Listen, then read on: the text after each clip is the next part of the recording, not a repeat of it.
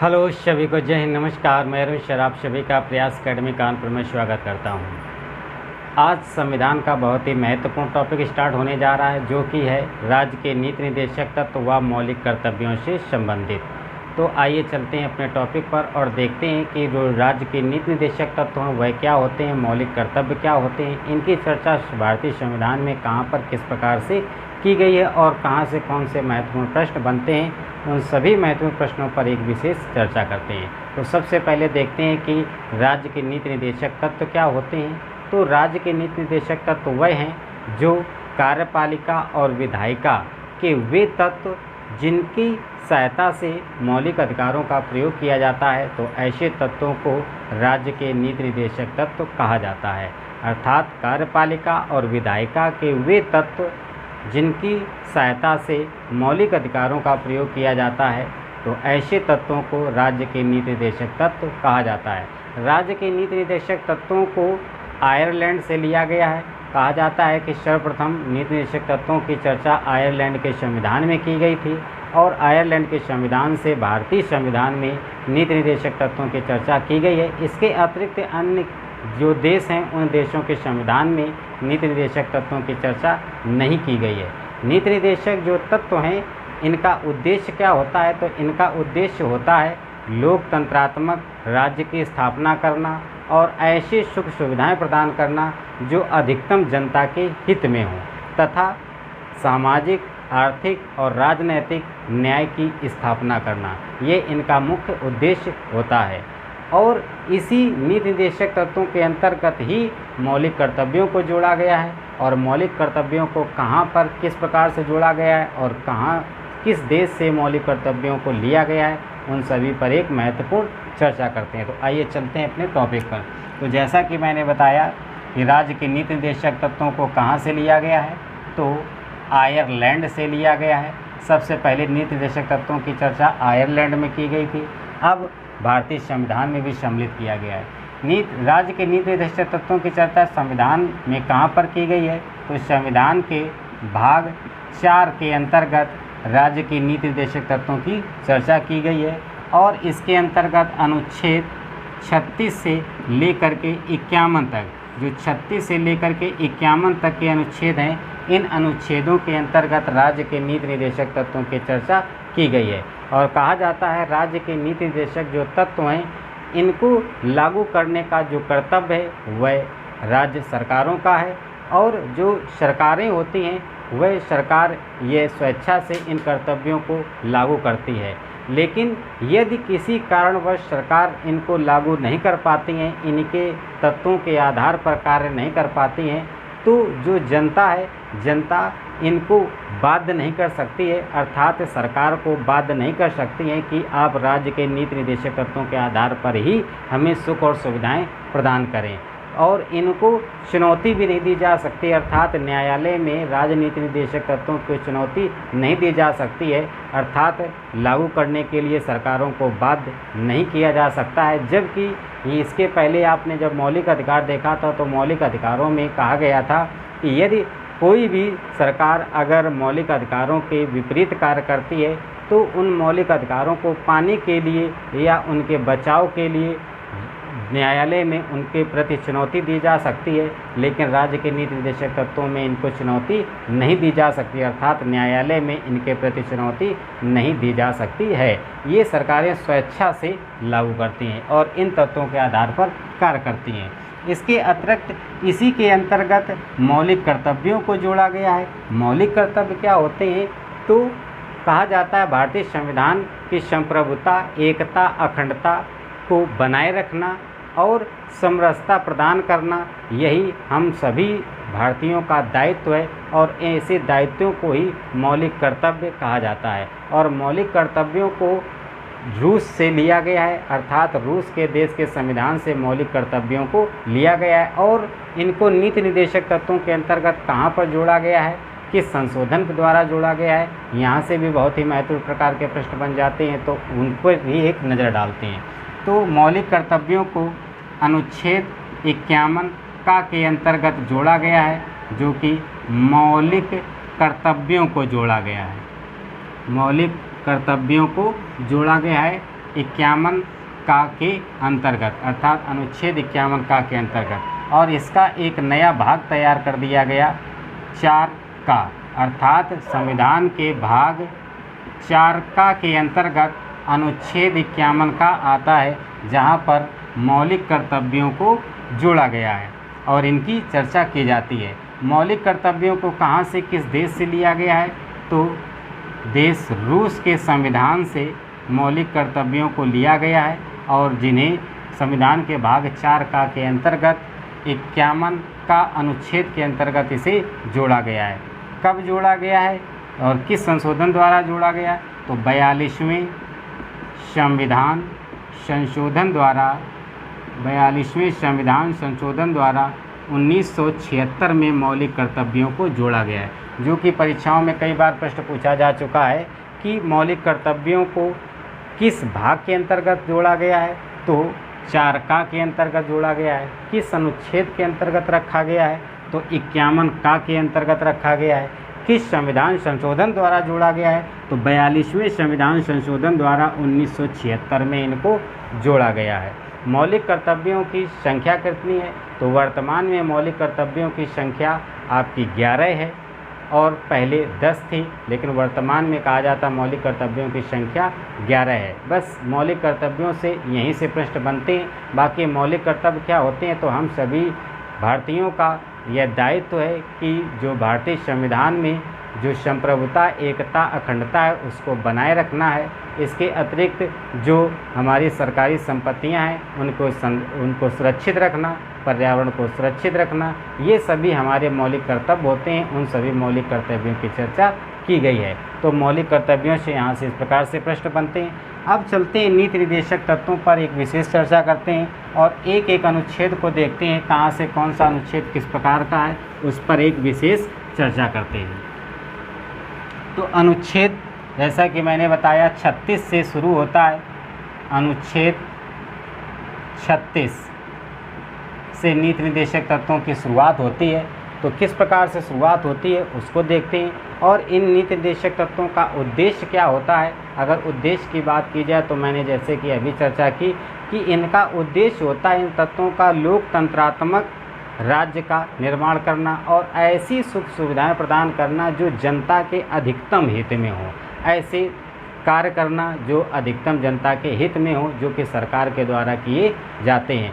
और सरकार को कराने के लिए जनता इन्हें बाध्य नहीं करा सकती है, अर्थात जनता के द्वारा यह चुनौती नहीं दी जा सकती है कि नहीं सरकार इन तत्वों के आधार पर ही हमें सुख सुविधाएँ अवश्य प्रदान करे, अर्थात उसको प्रदान करने के लिए बाध्य नहीं किया जा सकता है।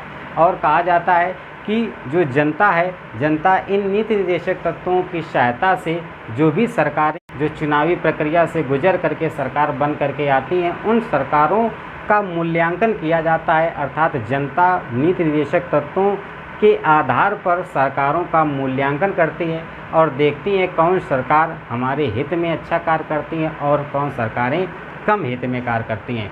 और इन सभी सरकारों के जो नीति निर्देशक तत्व हैं, इनकी सहायता से मूल्यांकन करके सरकार का उत्तर देती हैं अपने वोट के माध्यम से। अर्थात जब चुनाव होता है, जो इलेक्शन होता है, इलेक्शन में नीति निर्देशक तत्वों के आधार पर ही जनता किसी सरकार को चुनती है जो कि अपना उत्तर देती है वोट की सहायता से, लेकिन इसे बाध्य नहीं किया जा सकता है। अब चलते हैं एक एक अनुच्छेद पर एक विशेष चर्चा करते हैं। जैसे कि अनुच्छेद 36 की बात की जाती है। अनुच्छेद 36 में कहा गया है राज्य की परिभाषा, अर्थात राज्य की परिभाषा की चर्चा अनुच्छेद 36 में की गई है, जो कि नीति निर्देशक तत्व के अंतर्गत आते हैं। फिर उसके बाद में अनुच्छेद 37 में कहा गया है विधि बनाने में इन तत्वों को सम्मिलित करने का कर्तव्य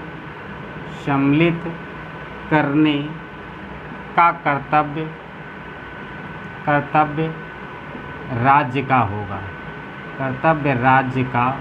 होगा। अर्थात अनुच्छेद 37 में कहा गया है कि जब विधि बनाई जाएगी तो विधि बनाने में इन तत्वों को प्रयोग किया जाएगा और यह प्रयोग करने का कर्तव्य जो होगा वह किसका होगा, तो वह राज्य का होगा, अर्थात राज्य की सरकारों का होगा। उसके बाद में अनुच्छेद 38 में बात की जाती है, तो 38 में कहा जाता है सामाजिक, आर्थिक व राजनैतिक स्थापना करना, राजनैतिक लोकतंत्र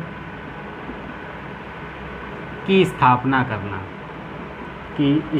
करना, अर्थात 38 अनुच्छेद 38 के अंतर्गत कहा गया सामाजिक, आर्थिक व राजनैतिक लोकतंत्र की स्थापना करना। उसके बाद अनुच्छेद 39 में कहा गया है संसाधनों का समान रूप से वितरण करना, अर्थात कहा गया है कि स्त्रियों व पुरुषों में समान कार्य के लिए समान वेतन का वितरण करना, अर्थात अनुच्छेद 39 में कहा गया है संसाधनों का समान रूप से वितरण करना, अर्थात जो भी संसाधन हैं उन संसाधनों में जो कार्य के बदले में वेतन दिया जाता है, तो चाहे वह स्त्री हो चाहे वह पुरुष हो, स्त्रियों व पुरुषों को समान कार्य के लिए समान वेतन का वितरण करना, ये उनका मुख्य उद्देश्य होना चाहिए। तो इस प्रकार से 39 से एक और अनुच्छेद निकल के आता है 39A। इसमें कहा गया है समान अवसर के आधार पर समान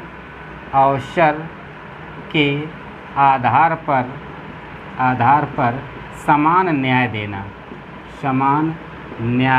देना, अर्थात 39A एक नया अनुच्छेद इसी से बना दिया गया और कहा गया समान अवसर के आधार पर समान न्याय देने का उद्देश्य भी होना चाहिए। उसके बाद अन्य अनुच्छेदों पर चलते हैं।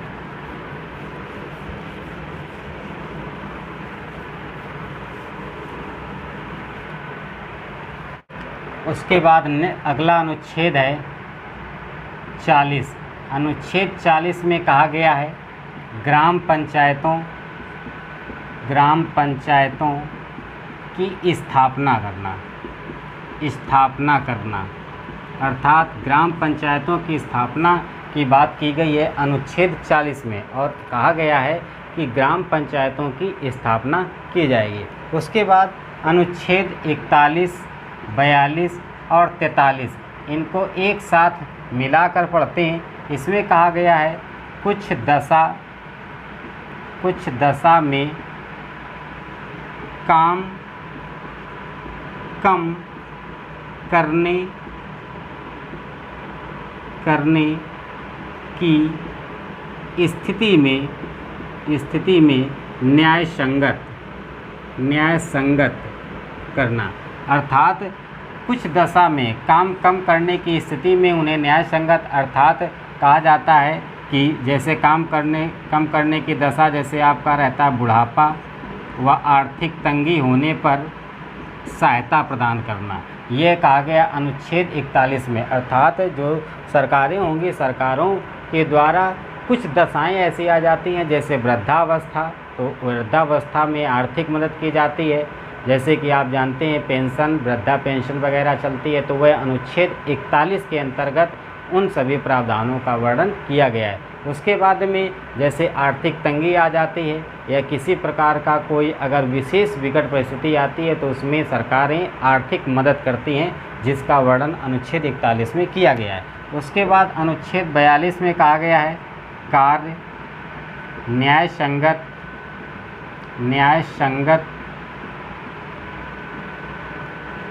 की अवस्था में मानवीय होना चाहिए, अवस्था में मानवीय होना चाहिए। अर्थात कहा गया है कार्य और न्याय संगत की जो अवस्था होनी चाहिए उस अवस्था कैसी होनी चाहिए, मानवीय होना चाहिए, अर्थात मानवीय आधार पर कार्य होने चाहिए। उसके बाद अनुच्छेद 43 में कहा गया है निर्वाह मजदूरी कुटीर उद्योग को बढ़ावा देना अर्थात निर्वाह मजदूरी कुटीर उद्योगों को बढ़ावा देने का कार्य सरकारें करेंगी। अर्थात यदि किसी राज्य में किसी विशेष स्थानों पर यदि कुटीर उद्योग चल रहे हैं तो उनको और अधिक बढ़ावा दिया जाना चाहिए ताकि आर्थिक जो पक्ष रहे वह मजबूत रहे। तो ये किसकी चर्चा की गई है, किसमें, तो अनुच्छेद 43 में चर्चा की गई है। उसके बाद में अगला नेक्स्ट अनुच्छेद चलते हैं।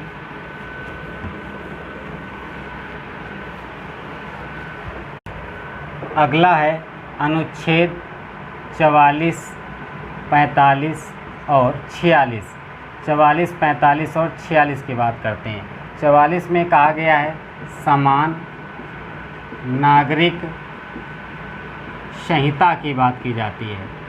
समान नागरिक संहिता अर्थात कहा जाता है कि वैयक्तिक कानून समान होना चाहिए। वैयक्तिक कानून समान होना चाहिए। वैयक्तिक कानून समान होना चाहिए सभी धर्मों व वर्गों में। अर्थात जैसे आप जानते हैं दहेज या तलाक प्रथा ये सभी कैसी होनी चाहिए, तो वैयक्तिक कानून के आधार पर यह कैसी समान होनी चाहिए। तो समान नागरिक संहिता की बात करता है अनुच्छेद 44। उसके बाद 45 में बात की जाती है 6 वर्ष से कम आयु के बच्चों की देखरेख का कार्य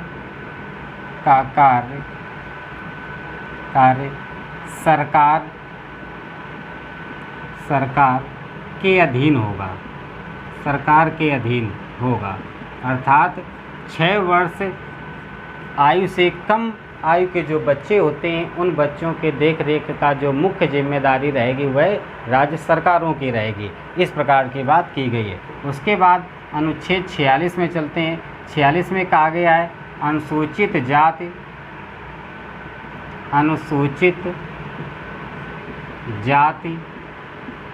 अनुसूचित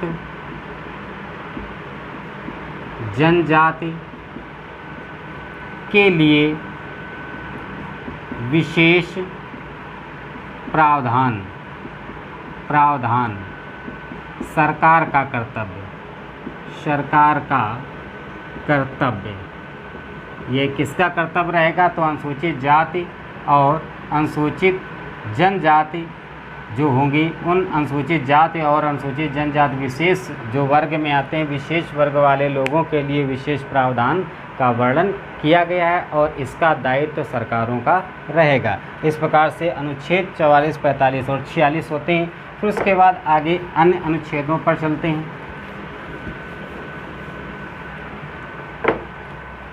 अगला है 47 अनुच्छेद 47, 48 और 48 से एक और निकल के आता है 48A। तो इन अनुच्छेदों में किसकी चर्चा की गई है, इसमें कहा गया है कोषाधार का स्वास्थ्य संबंधित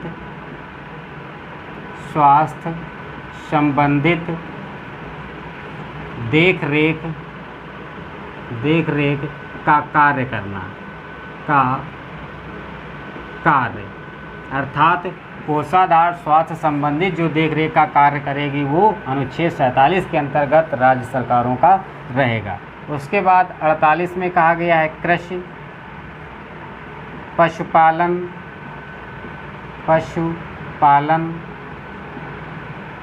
के संगठनों का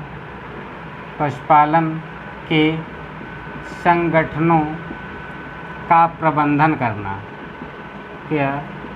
करना। अर्थात अनुच्छेद 48 में कहा गया है कृषि पशुपालन के संगठनों का प्रबंधन करने का कार्य सरकार का होगा। उसके बाद इसी से निकल के आता है 48A। 48A में पर्यावरण संरक्षण की बात की गई है। पर्यावरण संरक्षण संबंधित तो पर्यावरण संरक्षण संबंधित कार्य किसका रहेगा? तो राज्य सरकारों का रहेगा, जो कि 42वें संविधान संशोधन द्वारा इसे जोड़ा गया था। 42वें संविधान संशोधन द्वारा 1976 में जोड़ा गया था, जो कि आप जानते हैं 42वें संविधान संशोधन 1976 के द्वारा मौलिक कर्तव्यों को भी जोड़ा गया था अनुच्छेद 51 का के अंतर्गत, जिसके लिए एक नया संविधान का भाग बनाया गया, वह 4 का बनाया गया। और यहीं पर आपका 48 अनुच्छेद से एक नया अनुच्छेद तैयार किया गया 48A, जिसमें बात की जाती है पर्यावरण संरक्षण संबंधित बात की जाती है। इसको भी 42वें संविधान संशोधन 1976 के द्वारा जोड़ा गया। अब आगे अन्य चलते हैं, अन्य जो अनुच्छेद हैं उन पर एक अगला है अनुच्छेद आपका 49, 50 और उसके बाद 51। अनुच्छेद 49 में कहा गया है राष्ट्रीय स्मारकों व स्थलों का संरक्षण करना। अर्थात जो अनुच्छेद 49 है, 49 के अंतर्गत कहा गया है कि जो राष्ट्रीय स्मारक हैं, जो स्थल हैं, उन राष्ट्रीय स्मारक व स्थलों का संरक्षण करने का दायित्व जो है वह भी सरकारों का रहेगा। उसके बाद अनुच्छेद 50 में कहा गया है कार्यपालिका व न्यायपालिका का विभाजन। अर्थात कार्यपालिका और न्यायपालिका के विभाजन संबंधित जो चर्चा की गई है वह की गई है अनुच्छेद 50 के अंतर्गत। उसके बाद अनुच्छेद 51 में देखते हैं, तो अनुच्छेद 51 में कहा गया है अंतर्राष्ट्रीय